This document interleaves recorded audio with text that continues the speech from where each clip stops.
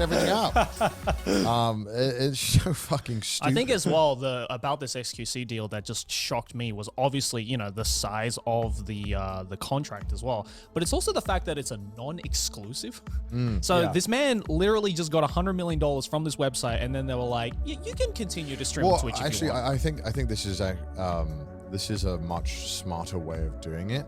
I think agree. that when from like Kick's perspective or any competitor, because I think we look at when like it happened with like Ninja and Mixer, it was like a big thing for a little while, but then okay, Ninja's on Mixer, people aren't on Mixer, right? And then Twitch, Ninja is now not on Twitch to kind of like usher people towards Mixer, right? Yeah. But if you're streaming on both, and you're a big viewer of the Twitch platform, you like watching your streamer on Twitch or another platform, and you're, let's say every week you're streaming twice a week on both.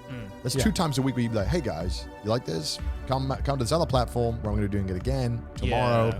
So I think it's a way of kind of like constantly making sure you're getting an ad on the other platform to your own platform. They basically bought an ad spot on Twitch for Kick.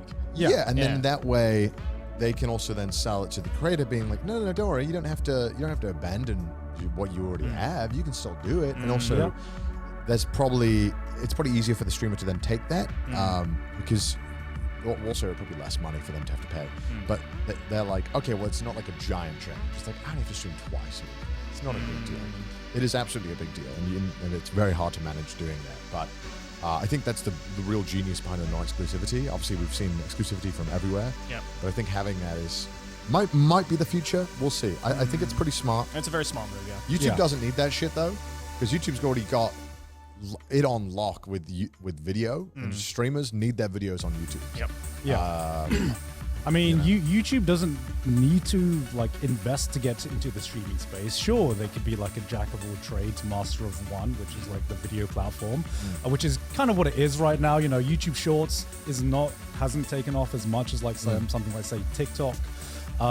Same with like the YouTube gaming, YouTube streaming. It's just kind of there as just like, oh, you watch videos? Well, we have these other things as well, but it's not like, it's never going to be known for that, I don't think.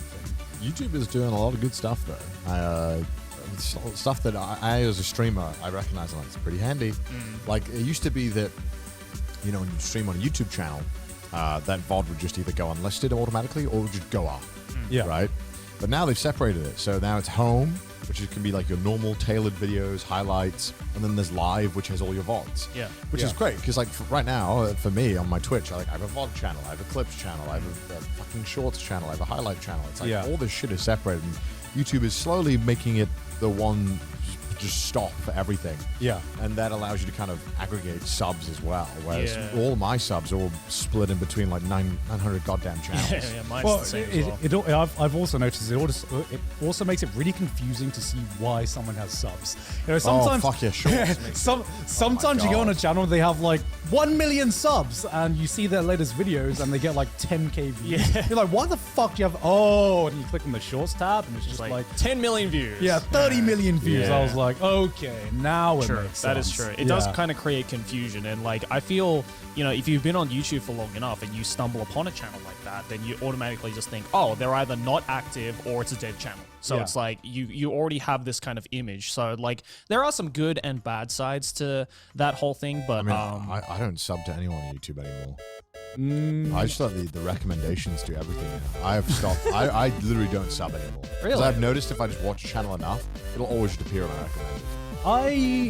I very rarely sub. I only sub if I know I watch something and I'm like, I want to make sure I remember that I like this person's video. Because I do the same thing. I let like fucking AI recommendations take over my life has made it so that the sub is basically useless. It's not like we make any money off it. It's very, very close to being kind of defunct and just this kind of nice, fun number. That certain creators care. But it's a clout value. That's what it is. But do you notice that because your life is like revolving around recommendations, that you always go into like certain holes or certain like rabbit holes. Oh, for sure, Depending on like yeah. one random recommendation you got on that week, and you're like, oh, that's actually a really interesting topic. Yep. And then you go and that's your rabbit hole for the week, and then you go to like the new rabbit hole. Yeah. Yeah, I've which is why I still do sub to creators, because just in case that creator is not in the rabbit hole that I'm in for that week, I'm like, I want to remember that I still like this kind of content.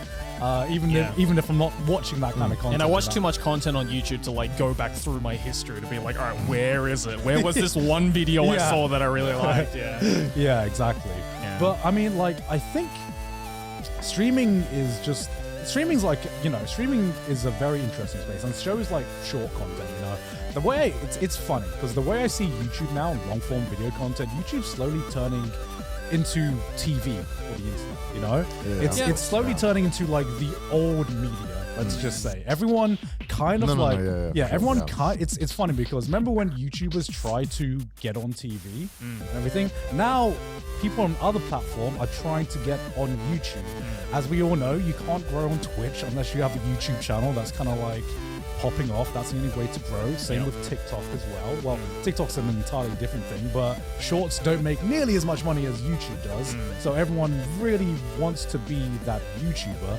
So I think that's part of the reason why YouTube just seems like a more stable platform now. It's because we forget that in the days of the internet, YouTube's actually pretty ancient now. It's been around for a pretty long time. YouTube is the only, and I think Mark's Brown said this as well, it's the only S-tier platform still, I think. No other platform feels as polished and as good as YouTube. All right. Pornhub. Teal. No, bro. Pornhub has had so many scandals, bro. Get out of here. That's triple S in terms of entertainment. But Oh my god. in terms of the actual platform. All right. In that case, then, what tier? If we're going by platform tier lists, what would you put Twitch at right now?